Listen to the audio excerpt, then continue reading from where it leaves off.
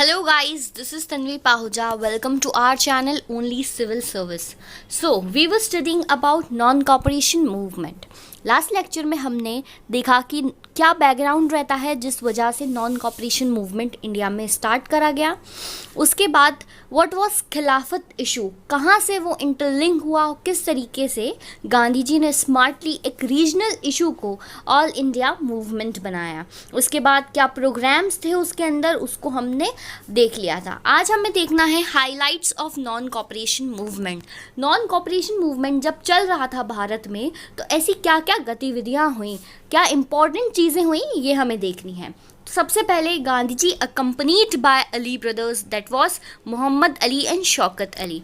गांधी जी ने अकम्पनी किया किसको? मोहम्मद अली और शौकत अली को। कौन थे ये? दे वर द फाउंडर ऑफ खिलाफत कमिटी। इन्हीं ने खिलाफत इशू को राइज किया था। गांधी जी इनका साथ देते हैं, ठीक है। इसके तहत इस प्रोग्राम्स जो हमने देखा था कि students boycotted government schools and colleges, तो 90,000 students left government schools and colleges, ठीक है। तो आप देख सकते हैं कि कितना मास स्ट्रगल हो रहा था, मास प्रोटेस्ट हो रहा था against British government. National schools और कॉलेजेस ज्वाइन कर लेते हैं वो स्टूडेंट्स जो बॉयकॉट करते हैं फॉरेन स्कूल्स को और उनकी एजुकेशन को। एस्टैब्लिश किया जाता है जामिया मिलिया, काशी विद्यापीठ और गुजरात विद्यापीठ। ये क्या नेशनल स्कूल्स रहते हैं जो स्टूडेंट्स को नेशनल एजुकेशन, पेट्रियाटिज्म, नेशनलिज्म, इन चीज़ों से वाकिफ़ कराते हैं। तो यहाँ हमने देखा कि इस नॉन कॉपरेशन मूवमेंट के बीच डेवलपमेंट होती है नेशनल एजुकेशन की, इन स्कूल्स का एस्टैब्लिशमेंट होता है, ठीक है। ये था प्रोग्राम्स के अंदर। उसके बाद lawyer gave up their practices, lawyer ने लॉ प्रैक्टिसेस को त्याग दिया। लोगों ने फॉरेन क्लोथ्स जो है उनको जलाना स्टार्ट कर दिया। आप देखेंगे सड़कों पर लोग फॉरेन क्लोथ्स आपको जलाते हुए नज़र आ रहे थे। उसके बाद पिकेटिंग ऑफ शॉप, जो फॉरेन लिक्विड शॉप्स थी उसके सामने लोगों ने धरना देना शुरू किया, वुमेन्स ने धरना देना शुरू किया, ठीक है। यूथ जो है वो सामने आए इस मूवमेंट के टाइम पर। अब जब इतना मास प्रोटेस्ट हो रहा था, लोग सड़कों पर आ चुके थे, तो गवर्नमेंट चुप रहने वाली थी नहीं। उसने कुछ रिस्पॉन्स किया अगेंस्ट व्हाट दिस प्रोटेस्ट। सबसे पहले तो गवर्नमेंट सोचती है कि गांधी जी से बात करें, इन्हीं ने लीडरशिप ले रखी है नॉन कॉपरेशन मूवमेंट की। तो उस टाइम पे जो वॉइस रॉय रहते हैं वो है लॉर्ड रीडिंग। तो ये गांधी जी से बात करने आते हैं। जब इन्हें समझ में आता है कि गांधी जी अब मानने वाले नहीं हैं, तो दे केम हैविली ऑन प्रोटेस्टर्स। लाठी चार्ज, लोगों को मारना, बहुत बुरी तरीके से जगहों को खाली करने का आदेश दे दिया गया था। तो हैविली आते हैं ये प्रोटेस्टर्स के सामने। पब्लिक मीटिंग्स जो रहती हैं उनको बैन कर दिया जाता है। बोल दिया जाता है कि कहीं पर भी अगर पब्लिक मीटिंग करती हुई दिखी तो हम आपको अरेस्ट कर लेंगे। उसके साथ ही साथ प्रेस, जो वर्नैक्युलर प्रेसेस थी या इंडियन प्रेस थी, जो नेशनलिज्म के लिए जागरूक करा रही थी देशवासियों को, जो रियल फेस दिखा रही थी ब्रिटिश गवर्नमेंट का, उनको गेज्ड कर दिया, मतलब मना कर दिया कि आप ऐसा कुछ भी पब्लिश नहीं करेंगे, that will be against the British government. सबसे दूसरी चीज़ मेन इसमें करी थी, दे अरेस्टेड द लीडर्स को अरेस्ट कर लिया। अब बताइए, आप जो मेन लीडर्स जो लेड कर रहे हैं मूवमेंट को, उनको आप अरेस्ट कर लेंगे तो मूवमेंट चलेगा कैसे? तो लीडर्स को अरेस्ट कर लेते हैं, लीविंग गांधी जी। अब याद रखना है हमें, अभी ब्रिटिश गवर्नमेंट ने गांधी जी को छोड़ दिया था क्योंकि उन्हें पता था कि Gandhi ji is emotionally connected with the masses of people, ठीक है। गांधी जी को छोड़ देते हैं। अब दिसंबर 1921 की बात है कि गांधी जी अब सोल अथॉरिटी बचते हैं इन नेशनल मूवमेंट में। नॉन कॉपरेशन मूवमेंट में सारे लीडर्स को अरेस्ट कर लिया, सिर्फ गांधी जी बचे। तो अब गांधी जी सोचते हैं क्या करूं। तो फरवरी 1, 1922 में गांधी जी डराने की कोशिश करते हैं। वो बोलते हैं अगर मेरी जो डिमांड्स हैं, क्या डिमांड्स थी? पंजाब रॉन्ग्स, खिलाफत रॉन्ग्स और टू एस्टैब्लिश व्हाट, स्वराज, उनको पूरा नहीं किया गया तो मैं लॉन्च करूंगा सिविल डिसओबीडियंस, ठीक है। इसके साथ उन्होंने ये चीज़ भी कही कि मेरी और 2 डिमांड है, इन्हें पूरा करिए वरना मैं सिविल डिसोबीडियंस स्टार्ट करूंगा। पहले रिमूव दी पॉलिटिकल प्रिजनर्स, आपने जिन मेरे प्रिजनर्स को, जिन पॉलिटिकल लीडर्स को आपने अरेस्ट कर लिया उनको आप रिमूव करिए, और प्रेस को आपने गेज कर लिया, आप प्रेस के ऊपर से कंट्रोल हटाइए, ये हमारा राइट है कि हम अपने थॉट्स को पब्लिश कर सकें। तो ये डिमांड्स रखते हैं गांधी जी और बोलते हैं अगर आपने नहीं पूरी करी then I will start what civil disobedience movement. जब जिस टाइम पर फरवरी में हमने देखा कि गांधी जी ने ये डिमांड्स रखी ही थी और हमारे सामने एक बहुत बड़ा इंसिडेंट होता है, दैट इज़ चौरी चौरा। चौरी चौरा नाम की एक जगह होती है, ठीक है, 1922 में ये इंसिडेंट होता है।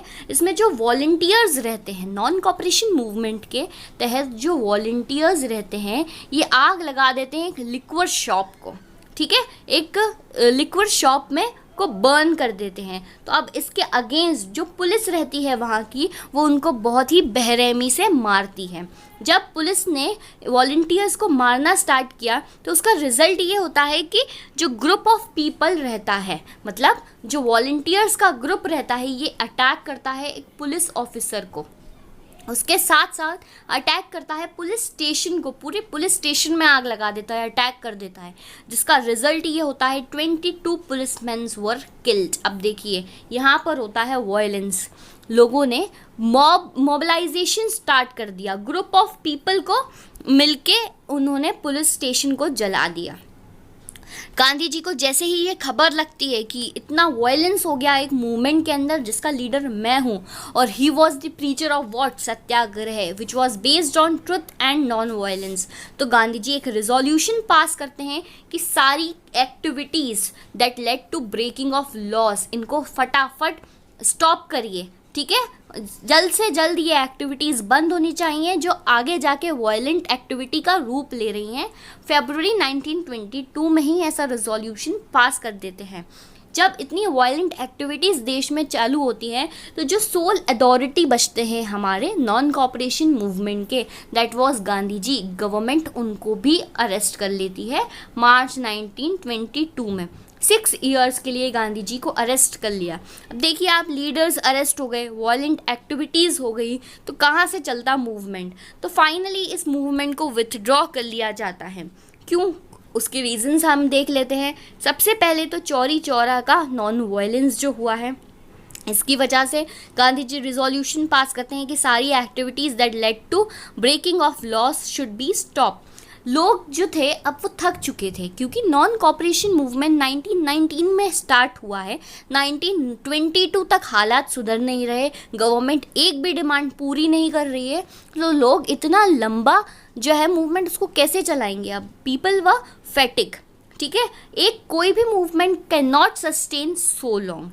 खिलाफत का क्वेश्चन अब याद करिए कि जब हमने स्टार्टिंग देखी थी नॉन कॉपरेशन मूवमेंट की, तो जो स्टार्टिंग थी that was based because of खिलाफत इशू, वो कहाँ गया? वो तो रेज होना ही बंद हो गया। अब हमारी जो डिमांड्स हैं वो तो चेंज हो गई, तो Khilafat issue somewhere dissipated, okay, and the leaders were arrested. There was no leadership to organise such a big movement that was non cooperation movement. तो ये जो रहता है रीजंस रहते हैं to back off the non cooperation movement. अब हम यहाँ असेसमेंट देखते हैं कि हमने इस नॉन कॉपरेशन मूवमेंट में क्या पॉजिटिव्स देखे और क्या नेगेटिव्स देखे।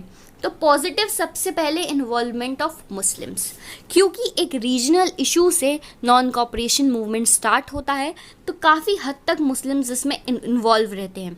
जो मुस्लिम्स अभी तक इंडियन नेशनल कांग्रेस से दूर रहते हैं वो अब इसमें मिल गए और एकत्रित होकर लड़ रहे हैं ब्रिटिशर्स के अगेंस्ट। नेशनलिस्ट रिस्पॉन्स बहुत बढ़ गया, मतलब अब जो मासेज हैं they are greatly involve in the national struggle. देखिए third point, every strata of population was included, that was I was saying, और challenged the British rule by satyagraha. अब सत्याग्रह के मार्ग पे चलकर हमने किसको चैलेंज किया है? ब्रिटिश अथॉरिटी को। हमने देखा था कांग्रेस की आइडियोलॉजी जो है वो अब बदल चुकी है, ठीक है, अब वो सत्याग्रह और पीसफुल एजिटेशन से अटेन करेगी व्हाट? स्वराज। लेकिन इसके कुछ नेगेटिव्स भी हमको देखने को मिले हैं। सबसे पहले तो कम्युनलाइजेशन। कैसे कम्युनलाइजेशन? मुस्लिम्स जो हैं उन्होंने ज्वाइन किया था कि रीजनल इशू है तो नॉन कॉपरेशन मूवमेंट स्टार्ट हो रहा है, गांधी जी स्टार्ट कर रहे हैं, हमें अपना इशू रखने के लिए एक प्लेटफॉर्म भी मिल जाएगा। तो उन्होंने स्टार्ट तो किया था, लेकिन they were unable to convert it into a secular issue. अभी भी रीजनल जो बायसनेस थी अभी भी थी लोगों के अंदर, they did not convert it into a secular issue. उसके साथ साथ एक नेगेटिव हम ये भी लिख सकते हैं कि non violent activities held during the non cooperation movement. तो ये हमारी असेसमेंट रही है पूरे नॉन कॉपरेशन मूवमेंट की।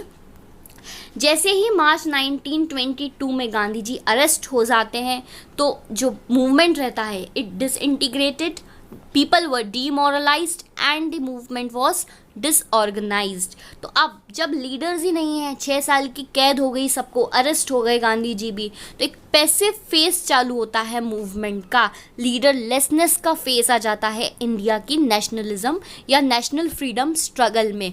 तो हमें याद है कि जब पैसिव फेज आ जाता है, लीडरलेसनेस हो जाती है, 1900 के टाइम पर जब ऐसा कुछ हुआ था, स्वदेशी मूवमेंट के बाद जब पैसिव फेज आया था तो हमने क्या देखा था, रिवॉल्यूशनरी एक्टिविटीज़।